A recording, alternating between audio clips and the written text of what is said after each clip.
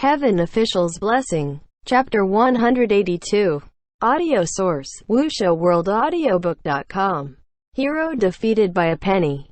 Before the entire city was locked in a strict search, Xie Lian and company traveled all night and came to another city. He still settled the king and queen in a secluded place before he himself and Feng Xin went out to earn money. However, they who couldn't earn much money in the other city wouldn't magically be luckier in a new one. The two still worked a full day's labor only to earn meager pay like always. But since the group of three who never left each other's sides was suddenly missing one member, the other two were both having a hard time getting used to it. For example, in the past it had always been Mu Qing who was responsible in keeping the money pouch, constantly keeping count, and now that Mu Qing left, Feng Xin straight up said he might lose the money pouch by accident, so Xie Lian had no choice but to keep it on his person. Every time he counted that sad bit of amount, he really couldn't believe it was all he earned after a hard day's labor. It must be known that in the past, the amount of money he granted beggars weren't even this little. With Mu Qing gone, the one who brought food for the king and queen was also gone. So Xie Lian had no choice but to take Feng Xin with him and personally deliver all sorts of daily necessities to the king and queen's hiding place. That she could see her son so frequently, the queen was very happy, and when she got happy, she entered the kitchen. That day, she once again made Xie Lian and Feng Xin try her newly stewed soup, dragging them to the table. "You both need to fatten up, look how thin you've become." Feng Xin was streaming cold sweat, and the moment his butt touched the bench he bounced up, waving his hands. "No, no, no, Your Majesty, Feng Xin doesn't dare, I absolutely mustn't." The queen chided pleasantly. "My child, what's there to be afraid of? Come, sit down." How could Feng Xin dare tell her? He really didn't dare, and after he forced himself to sit down, the queen delivered the fruits of her labor. Feng Xin inhaled sharply and removed the pot cover. Xie Lian sat at the head of the table, and when the both of them saw what was in the pot, they both looked ghastly. Xie Lian said under his breath, "This chicken died a tragic death." Feng Xin's lips trembled and said, "Your Highness, you didn't see right. There's no chicken in this." "Then what's that thing floating like a dead chicken?" Xie Lian wondered. "I think it's stew paste, but the shape is a little off," Feng Xin replied. The two studied the pot for a good while but still couldn't figure it out. The queen ladled a full bowl for Xie Lian, and Feng Xin himself rushed to ladle himself a bowl. When the queen went to the back rooms to find the king, they instantly poured out the soup in their own bowls and pretended to wipe their mouths, looking as if they ate up in one sip and haven't had enough. I'm full. Seeing this, the queen was delighted. "Was it good?" Xie Lian praised hollowly. It was. The queen said happily. "If it's good, then have some more." Xie Lian almost spat out a mouthful of that non-existent soup and raised his handkerchief to pretend he's wiping at his lips. Just then, the queen seemed to have hesitated before speaking. "My son, I wanted to ask you a question. Please don't think your mom nosy." Xie Lian's heart tightened and laid the handkerchief down. "What is it? Please ask." The queen sat down next to him and asked, "Where's that child Mu Qing? How come he hasn't come the past few days?" He knew it. Xie Lian's heart squeezed tighter with her mention of Mu Qing. "Oh, I gave him a mission, so he's gone off elsewhere." The queen seemed to have breathed a sigh of relief and nodded. Then right after, she asked, "When will he be back?" "Maybe he'll need to be out for a long time.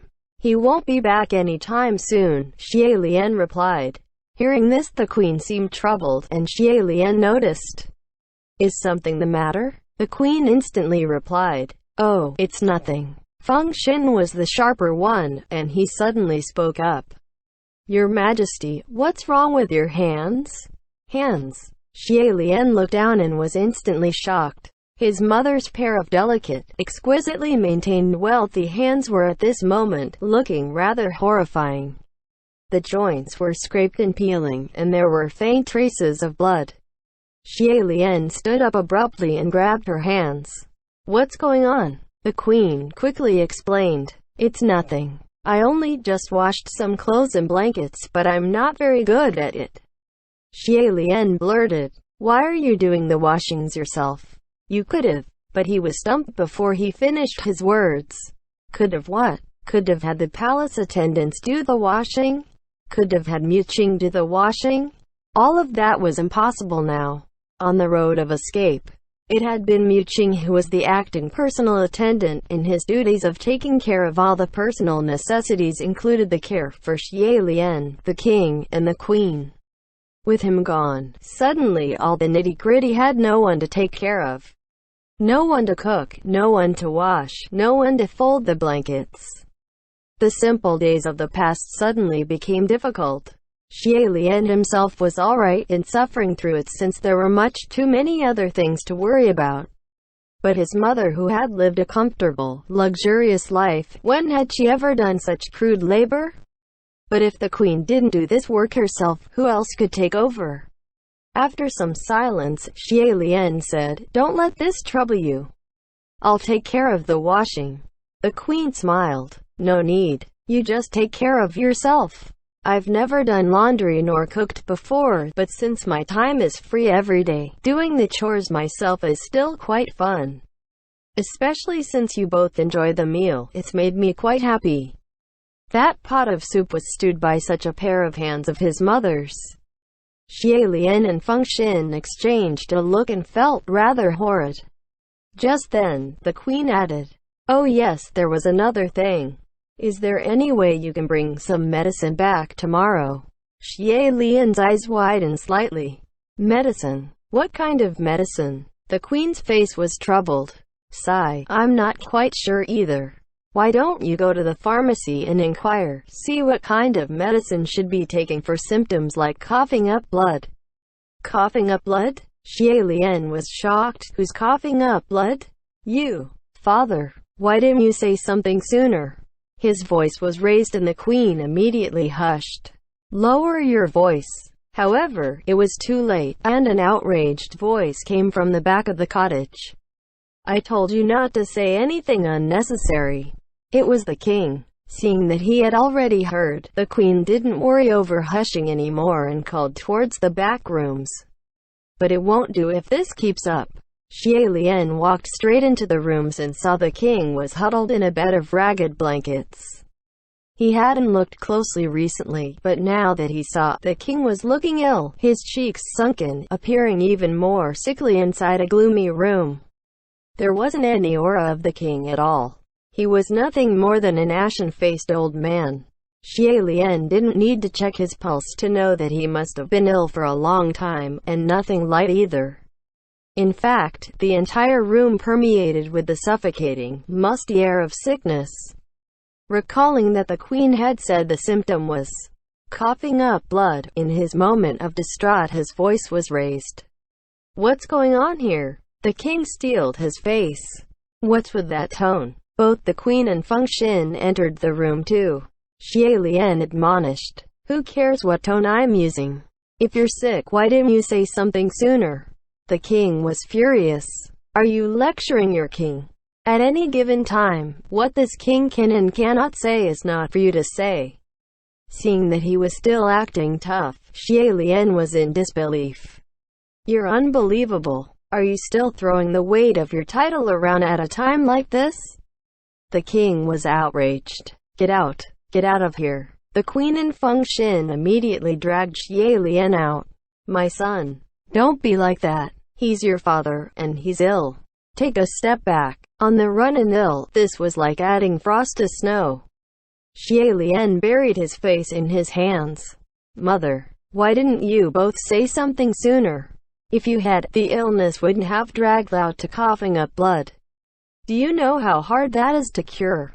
Or rather, based on their current situation, it was impossible to cure.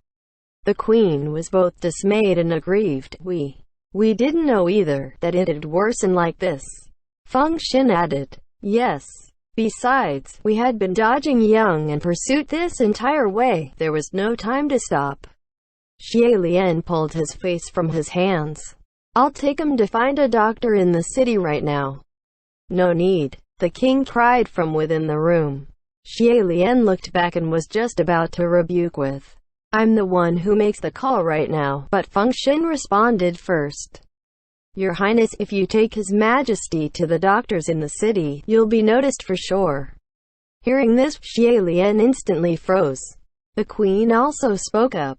That's what we were afraid of, which was why we didn't say anything in the past few days.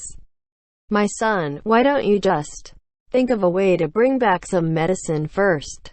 In the back rooms, the king started coughing violently again, and the queen went in to look after him. Xie Lian was dazed for a good moment, then he turned and went out. Feng Xin called out, Your Highness, what do you plan to do? Xie Lian didn't answer but started flipping through all the shelves and chests in the cottage. Feng Xin asked, What are you looking for? He didn't respond, and a brief moment later, he dug out something from the bottom of a chest. It was an ancient sacred sword. Feng Xin looked and questioned, What are you doing taking Hong Jing out? After some silence, Xie Lian replied, I'm going to pawn it. Feng Xin was shocked and immediately exclaimed, You can't. Xie Lian slammed the chest shut heavily. I've already pawned off so many swords, this is just one more. Throughout their journey, in order to make up enough funds for carriages and bribes for crossing checkpoints, Xie Lian had already pawned off over half of his beloved sacred swords. And since they couldn't go to large bustling pawn shops, sometimes they'd even be blackmailed by shady merchants who discovered their identities and had to suffer bargain sales. Feng Xin exclaimed, It's not the same. Don't you really like this sword? Otherwise, why haven't you pawned it already and instead stuffed it at the bottom of the chest? Besides, this was a sword the emperor gifted you. It won't sound good if this got out. Xie Lian said tiredly, No matter how much I like it, it's still not as important as a life. Let's go. Let's go. The two made way to the city with the sword, both looking downtrodden.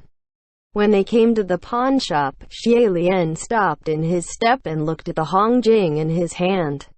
Feng Xin peered at him. Why don't we forget about pawning it? Let's try. Let's think of another way. Xie Lian shook his head. It's too late. Besides, we don't know if there's any other way that can make up enough money. If they went to steal, to rob, to trick, no mortal would be a match for them, and money would pour in much faster.